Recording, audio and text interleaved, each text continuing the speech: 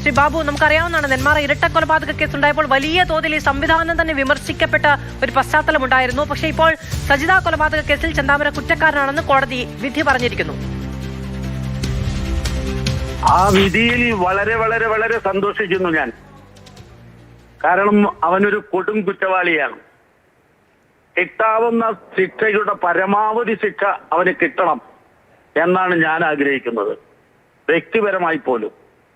ആ ഒരു സജിതയുടെ കൊലപാതകം പോലെ തന്നെ അതിനേക്കാൾ ക്രൂരമായിരുന്നു മറ്റു 2 കൊലപാതകങ്ങൾ.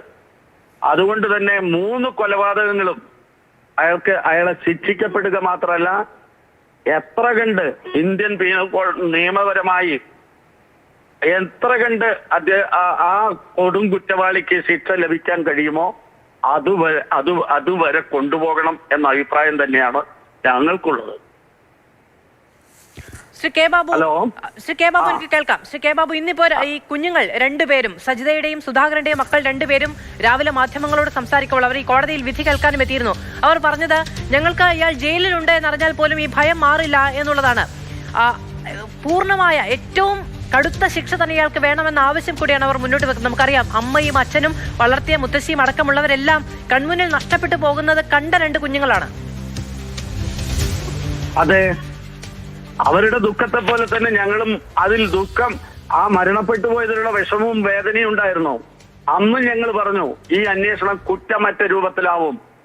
പരമാവധി ശിക്ഷ, പരമാവധിയല്ല, ഞാൻ പറഞ്ഞല്ലോ, ഇന്ത്യൻ നിയമത്തിന് ഈ 3 ക്രൂരമായ കൊലപാതകം നടത്തി ഇയാളെ തൂക്കിക്കൊല്ലൽ ഉണ്ടെങ്കിൽ അതുപോലും കൊടുക്കുന്നതിൽ ഒരു വിഷമവും ഞങ്ങൾക്കാർക്കില്ല.